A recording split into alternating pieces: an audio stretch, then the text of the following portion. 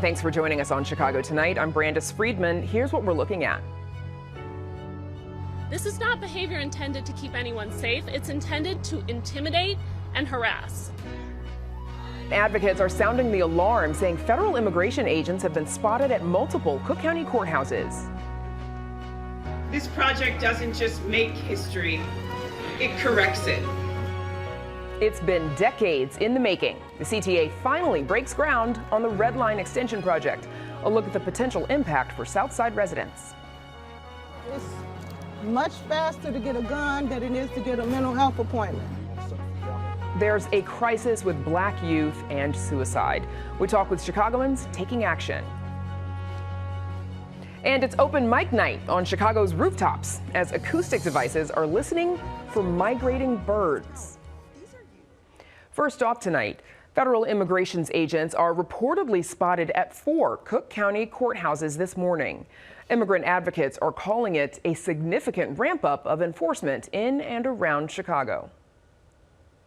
Just seeing ICE at one courthouse may not be so significant in itself, but seeing ICE presence at 4 courthouses all in the same morning looks like an escalation. The Illinois Coalition for Immigrant and Refugee Rights say ICE agents were at the domestic violence courthouse downtown, as well as at other courts at 111th Street, Grand and Central, and in Maywood. Last fall, then Chief Judge Tim Evans signed an order banning federal agents from arresting people in or around local courthouses without a warrant.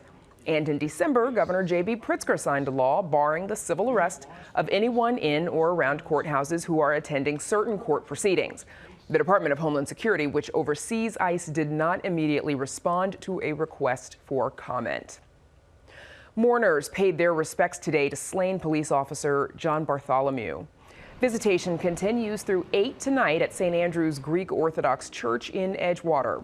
Funeral services are scheduled for tomorrow morning at 10 at the same church. The 10-year police force veteran was shot and killed April 25th inside Endeavor Health Swedish Hospital on the north side while escorting a man suspected of armed robbery to the hospital for treatment. Bartholomew is survived by his wife and 3 children. Advocates are calling on the Trump administration to restore crisis services for LGBTQ+ youth through the 988 Suicide and Crisis Lifeline. People in crisis could receive help by dialing 988 and using the Press 3 option. That is until the Department of Health and Human Services discontinued that option last summer. That outcomes of LGBTQ young people who are seeking support in some of their most darkest, fearful hours, a life could be saved based off of the individual who answers on the other end. The National Alliance on Mental Illness, or NAMI, Chicago, gave a tour of its 988 call center today to Congressman Raja Krishnamurthy. The organization says it's fielded more than 53,000 calls since opening in January 2024. Advocates argue the sudden termination impacted more than 1.5 million young people nationwide. They're calling on Congress to pass the 988 LGBTQ+ Youth Access Act to restore the service. At the time, the Trump administration said it was canceling the option to, quote, focus on serving all help seekers, including those previously served through the Press 3 option. Up next, plans to extend the CTA Red Line are now in motion. More on the multi-billion-dollar project right after this. Chicago Tonight is made possible in part by the Alexandra and John Nichols family, the Polk Brothers Foundation, and the support of these donors.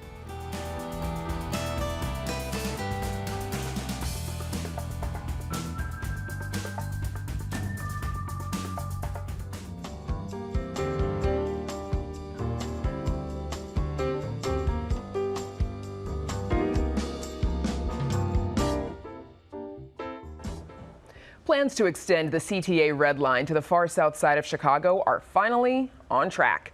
The Red Line extension project broke ground last month after years of planning and months of federal funding uncertainty. The project would add over 5.5 miles of tracks and 4 new stations. Planned stations would be at 103rd Street, 111th Street, Michigan Avenue at 115th and 130th Street. Joining us are Tanashia Marshall, the CTA's Vice President of the Red Line Extension Project, Katanya Raby, Vice President of Planning at the Far South Community Development Corporation and Chair of the CTA Citizens Advisory Board, and Alderman Anthony Beal, whose 9th ward includes 2 of the future Red Line stations. Thanks to all of you for joining us. Congrats on getting this far. I'm sure it has been a long road. Yes. Tanashia, let's start with you. How long has it been in the works?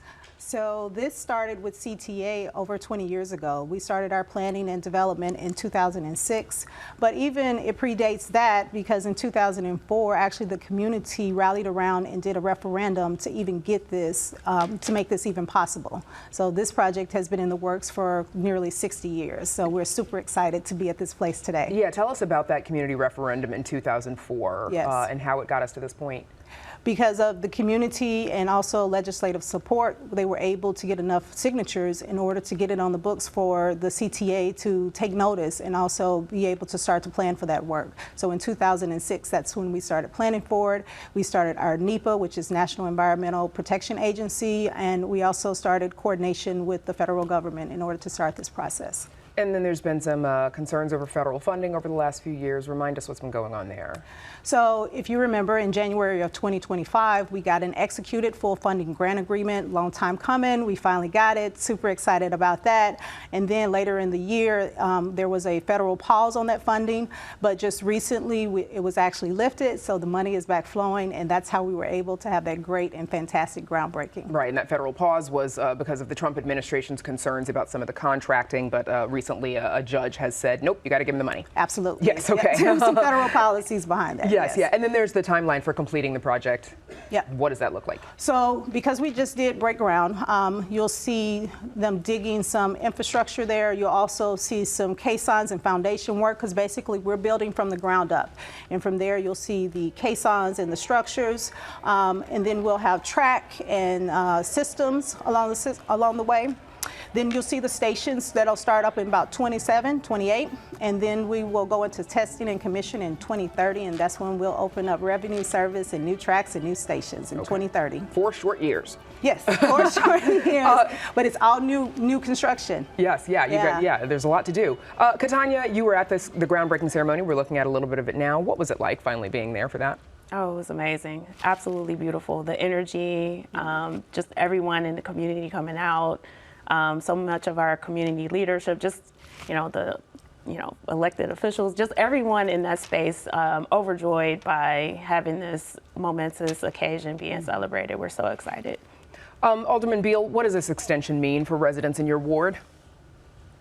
Well, when you look at everything that we've done over the last 25 years, we've been fighting for the Red Line extension. Even when I was chairman of transportation, the Committee on Transportation, me, Alderman Austin at the time, and also Alderman Brookins approached Mayor Daley and asked him to put this on the federal agenda. And it was because of those actions, working with the community, that the Mayor Daley fulfilled his father's promise to the far south side, because his father is the one that actually made the promise 50 years ago that we would extend the Red Line extension. So we approached him and said, look, your father promised us this. And so we need you, because of the pressure that the community put on us and the pressure that we put on him. He is the one that basically put it on the forefront of the federal agenda for the city of Chicago. Right. And so it's finally getting done, and this means your residents will have access to go on.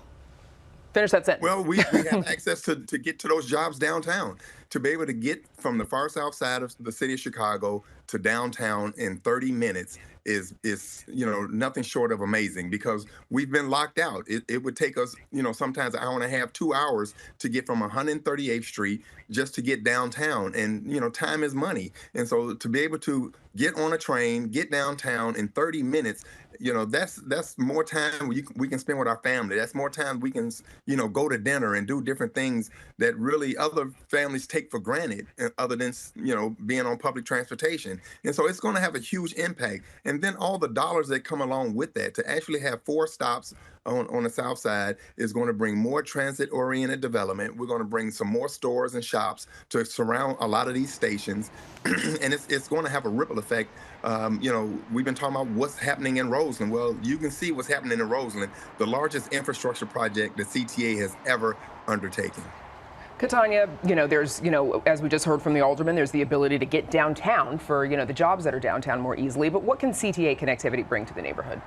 Oh, we're so excited. Far South CDC, in partnership with other local organizations, including Chicago Neighborhood Initiatives, we're, pushing forward a development at 115th in Michigan, which is we lovingly call 115 Michigan, which is adjacent to the station there.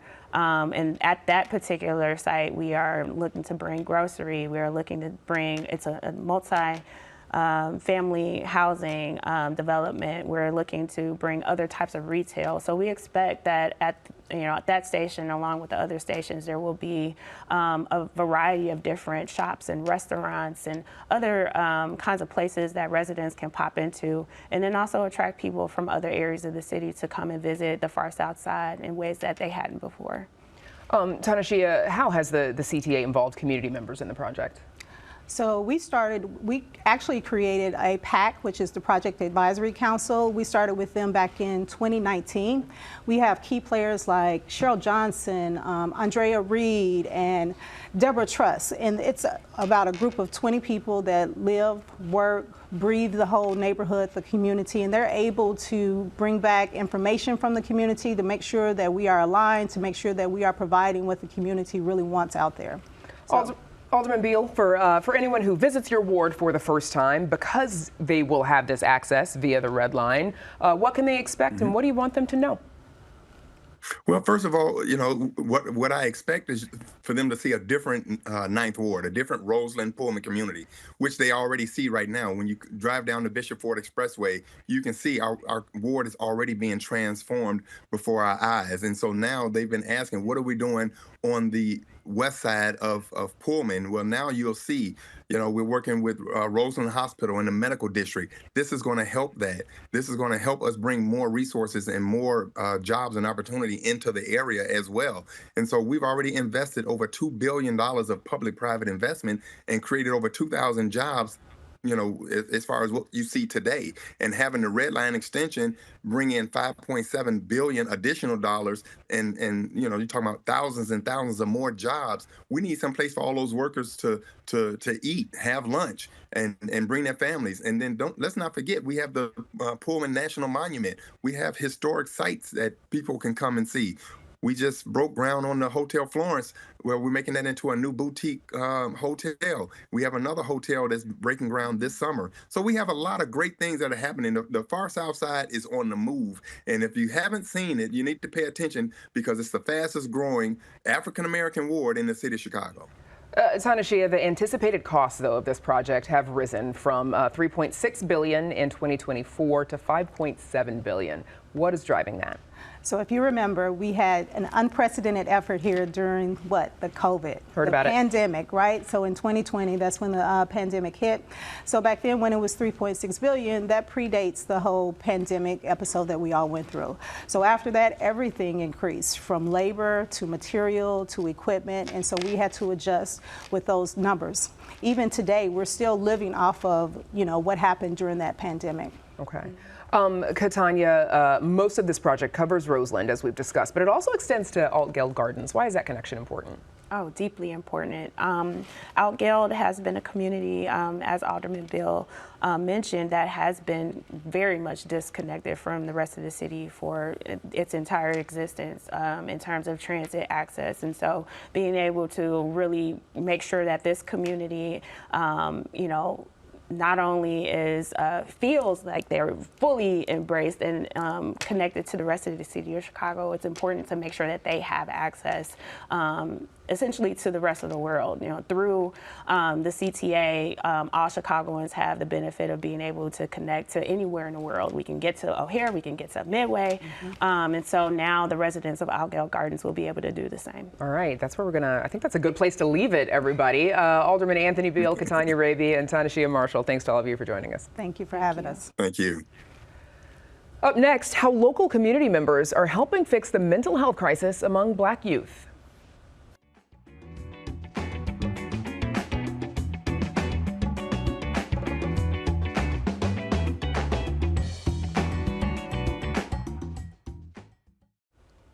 Suicide is the second leading cause of death among children and young adults in the U.S. That's according to the CDC. And in Chicago, suicide rates among Black youth are rising faster than any other racial or ethnic group. As part of Mental Health Awareness Month and in partnership with students from Northwestern University's Medill School of Journalism, we take a look at what's happening in Chicago and how two organizations are working to address this. I know that when I was a kid, I thought about suicide a lot. When I was out committing crimes, when I was doing drugs, I thought about suicide, and I know what got me over it. So that's my road to kids. I know what helped me. Hi, how are you? I'm good. I am a social worker, but I am the founder of Soul Survivors of Chicago. It's a nonprofit organization dedicated to suicide prevention, mental health, and awareness. I lost my son by way of suicide. His name was Jamal. He was 19 years old, and it was the worst day of my life. The name of the foundation is House of Hope Foundation. No Kids Dying to Shy is more of a platform that we live by. We have 200 kids in our program. Every day we provide service to 40 and 50 kids. This is a safe haven where we have video games in here. We feed the kids, get their hair cut. We also teach them the curriculum as far as how to stay out of trouble, gangs, things like that. I wanted to take what everybody says, you get this pain and turn it into something that's productive, that's about purpose, that's about spreading a message, because my son died and he didn't have to die. In Chicago, what we've seen is there's been a big increase in suicide deaths since 2018. For Black youth, the percentage who are attempting is much higher compared to other folks. One of the main reasons kids in these communities commit suicide is their environment. They have nothing to look forward to. And they ask him, why you can't focus in school? And he's saying, I just saw somebody get killed, or haven't ate in 2 days, or the grandmother is on hospice. When you guys say suicide, you got to look at far as the word suicide. It's more broader than what people think.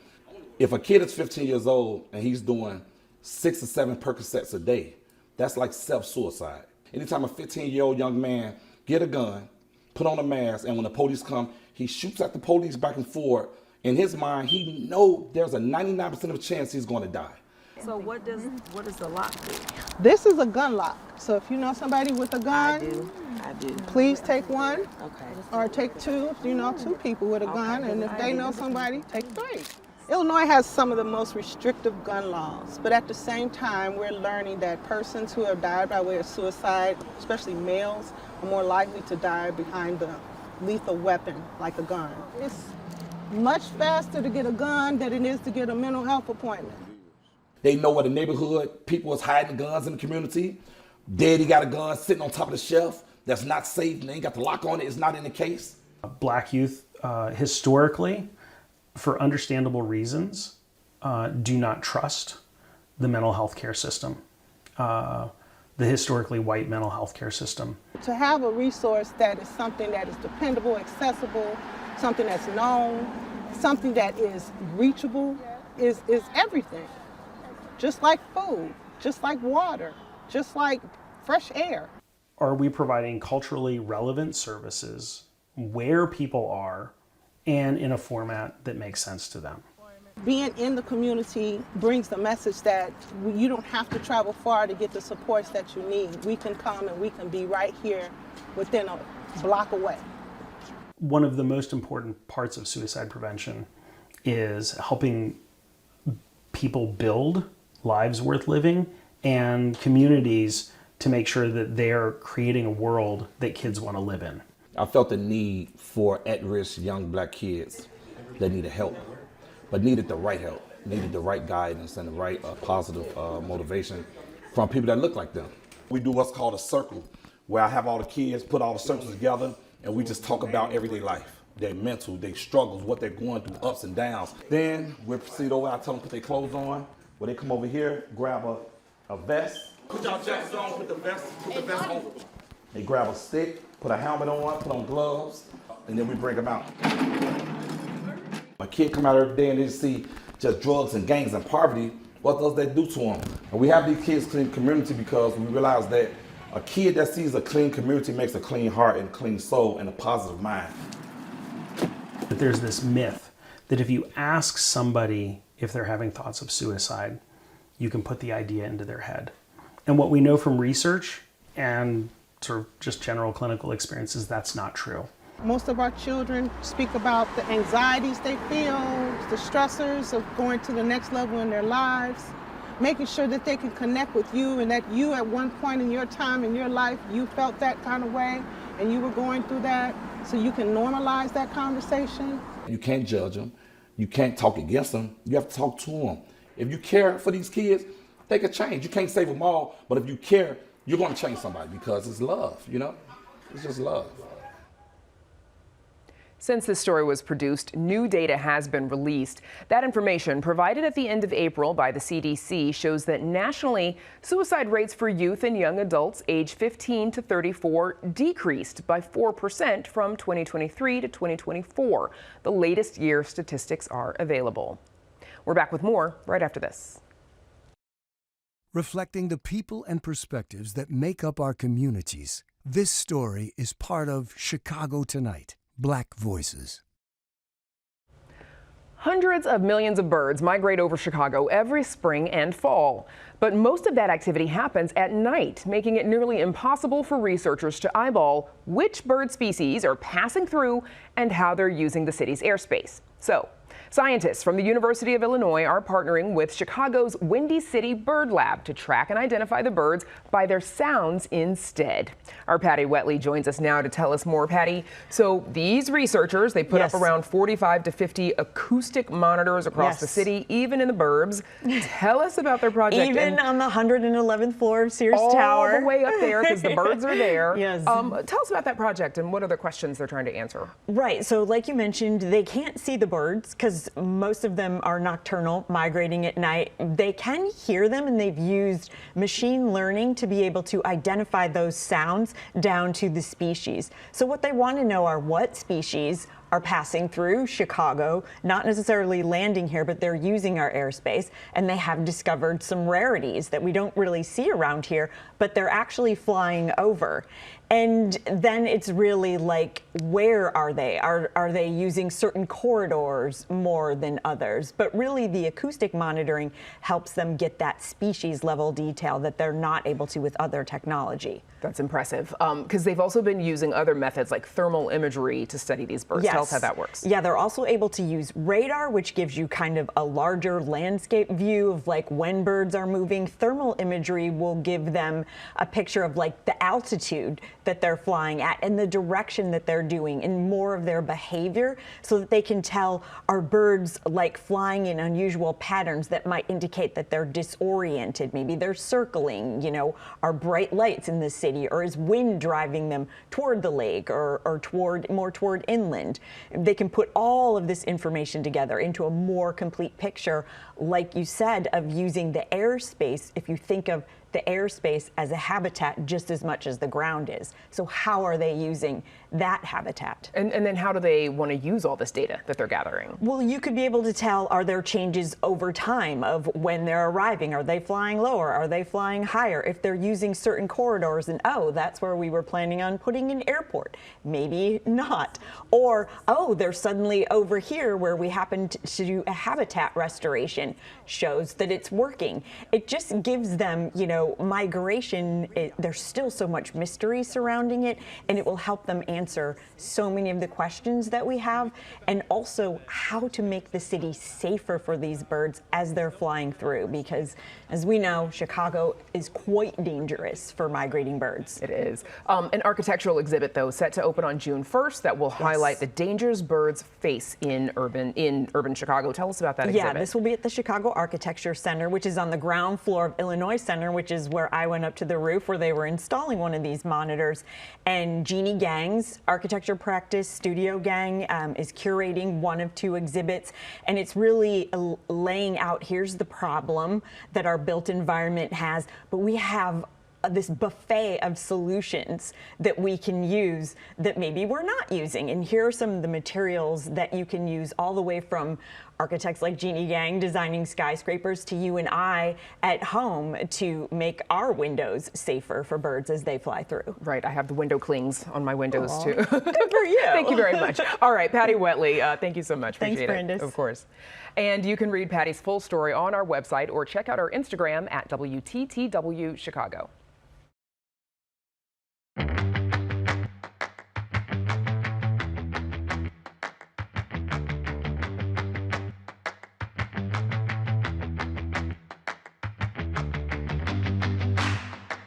And that's our show for this Thursday night. Join us tomorrow night at 5:30 and 7 for the Week in Review.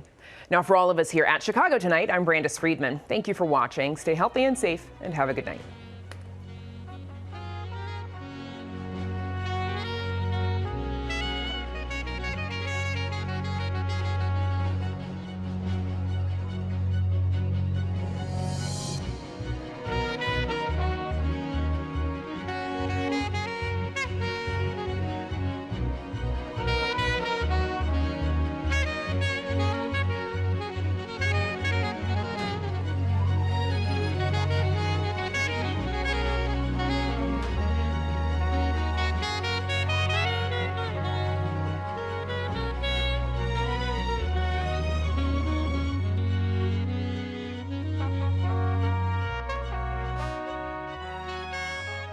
Closed captioning is made possible by Robert A. Clifford and Clifford Law Offices, a Chicago personal injury and wrongful death firm that serves the needs of clients in the Chicago area and throughout the nation.